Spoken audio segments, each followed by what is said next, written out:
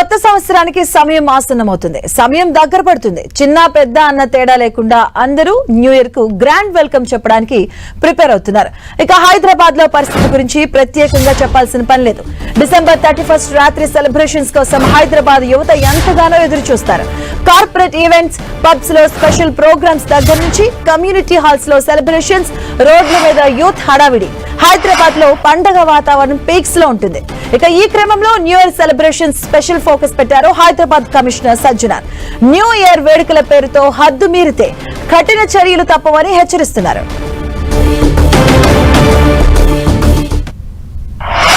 Drink and drive చేయవద్దు, మీరందరూ కూడా తాగి బండి నడిపితే చాలా అంటే చాలా స్ట్రింజెంట్ యాక్షన్ తీసుకోవడం జరుగుతుంది. సంవత్సరం మీ యొక్క ఫ్యామిలీస్ ఫ్రెండ్స్ మధ్యలో మీరు చేసుకోవాలి, కానీ 4 గోడల మధ్యలో చేసుకోవద్దని చెప్పి మరి కోరుతున్నాను. మిజరబుల్ చేసుకోవద్దని చెప్పి నేను మరి కోరుతున్నాను.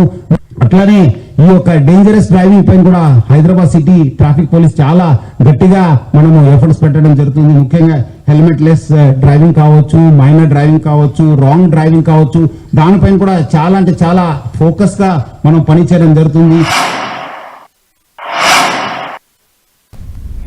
ఇక హైదరాబాద్ న్యూ ఇయర్ వేడుకలకు సిద్ధమవుతుంది. మరోవైపు పోలీసులు కూడా ఆంక్షలు కూడా కొనసాగుతున్నాయి. దీనికి సంబంధించిన పూర్తి అప్డేట్స్ మా కరెస్పాండెంట్ కిరణ్ అడిగి తెలుసుకుందాం. కిరణ్,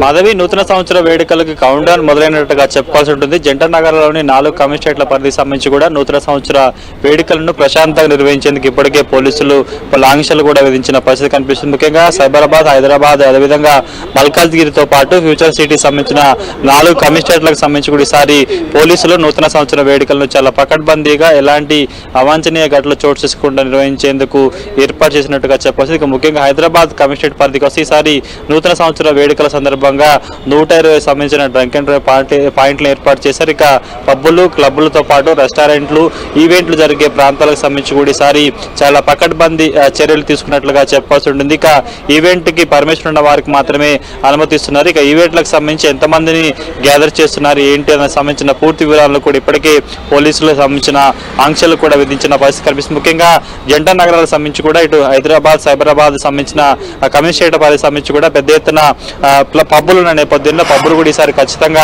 నిబంధనలు పాటించాలి. ఇక ముఖ్యంగా డ్రగ్స్ ఫ్రీ సంబంధించిన ఈవెంట్స్ ను నిర్వహించేందుకు ఇప్పటికే ఈగల్తో పాటు జంట కమిషనరేట్లకు సంబంధించిన పోలీసులు కూడా కసరత్తు చేస్తున్నారు. గడిచిన కొద్ది రోజులుగా పెద్ద గంజాయిని కూడా ఇప్పటికే పట్టుకున్న నేపథ్యంలో ఈసారి పబ్స్ లో సంబంధించి కూడా చాలా ఫోకస్ పెట్టినట్టుగా చెప్పాల్సి ఉంటుంది. ఈగల్ టీం ఈసారి కేవలం పబ్సే కాకుండా పబ్స్ బయట పార్కింగ్ ప్రాంతాలకు సంబంధించి కూడా ప్రత్యేకంగా ఏర్పాటు చేసినట్టుగా చెప్పాల్సి ఉంది. ఇక స్థానిక లా అండ్ ఆర్డర్ కానీ ఈసారి డ్రగ్స్ సంబంధించిన టెస్టులు కూడా చేసేందుకు అత్యాధునిక పరికరాలను కూడా అందుబాటులోకి తెచ్చినట్టుగా చెప్పవచ్చు. ఎందుకంటే ప్రతి నూతన సంవత్సర వేడుకల సందర్భంగా ఇటు జంట కమిషనరేట్లకు సంబంధించి కూడా డ్రంక్ అండ్ డ్రైవ్ పెద్ద ఎత్తున జరుగుతుంటుంది. ముఖ్యంగా నిబంధనలు పాటించిన వారికి సంబంధించి కూడా కఠిన చర్యలు తీసుకుంటామని చెప్పిన పరిస్థితి కనిపిస్తుంది. ఎందుకంటే ప్రతి ఏడాది రెగ్యులర్ గా జరిగే డ్రంక్ అండ్ డ్రైవ్తో పోల్చుకుంటే కూడా ఈ న్యూ ఇయర్ సంబంధించిన వేడుకలకు సంబంధించి ప్రత్యేకంగా కమిషనరేట్లకు సంబంధించి కూడా ప్రత్యేక డ్రంక్ అండ్ డ్రైవ్ కొనసాగుతుంది. నిబంధనలు పాటించకుండా మద్యం సేవించి వాహనాలు నడిపే వారికి సంబంధించి కూడా కఠినంగా వ్యవహరిస్తామంటూ కూడా చెప్పారు. గత